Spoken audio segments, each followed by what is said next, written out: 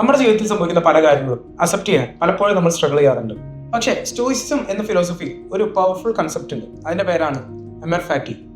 അത് ലാറ്റിനിൽ അർത്ഥമാക്കുന്നത് love your fate എന്നുള്ളതാണ്. അത് പറയുന്നത് എന്തെന്നാൽ നിങ്ങളുടെ ജീവിതത്തിൽ സംഭവിക്കുന്ന ഓരോ കാര്യങ്ങളും ഗുഡ് ആയിക്കോട്ടെ ബാഡ് ആയിക്കോട്ടെ അത് കംപ്ലീറ്റ്ലി എംബ്രേസ് ചെയ്യുക എന്നുള്ളതാണ്. സ്റ്റോയിക്സ് വിശ്വസിച്ചത് ലൈഫ് ഒരു റാൻഡം ആണെന്നല്ല, അത് ഒരു ലാർജ് ഓർഡറിന്റെ ഭാഗമാണെന്നാണ്. മാർക്കസ് ഒറേലിയസ് പറഞ്ഞ ഒരു കോട്ടുണ്ട്, a blazing fire makes flames and brightness out of everything that is thrown into it. ഇതിനർത്ഥം എന്തെന്നാൽ ഒരു വലിയ ഫയറിൽ എന്തിട്ടാലും അത് കൂടുതൽ ശക്തമായി ആളിക്കത്തും. അതുപോലെ തന്നെയാണ് നമ്മുടെ ലൈഫിലുള്ള ഓരോ ഒബ്സ്റ്റക്കിൾസും. അത് നമ്മളെ ബ്രേക്ക് ചെയ്യാൻ വേണ്ടിയിട്ടല്ല, നമ്മളെ കൂടുതൽ ശക്തനാക്കാനും ബിൽഡ് ചെയ്യാൻ വേണ്ടിയിട്ടുള്ള. സ്റ്റോയിസിസത്തിൽ ഏറ്റവും ഇമ്പോർട്ടന്റ് കൺസെപ്റ്റ് ആണ് കൺട്രോൾ.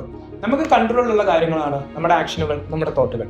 നമ്മൾക്ക് കൺട്രോൾ ഇല്ലാത്തതാണ് outcomes and situations. Marcus Aurelius വീണ്ടും പറയുന്നു, you have power over your mind, not outside events.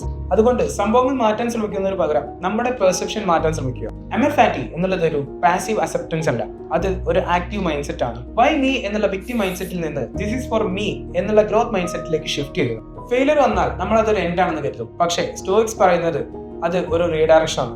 ജീവിതം ഒരിക്കലും പെർഫെക്റ്റ് ആണെന്നില്ല, പക്ഷേ നമ്മുടെ മൈൻഡ് സെറ്റ് നമുക്ക് പെർഫെക്റ്റ് ആക്കാം. And when that happens, everything becomes an advantage.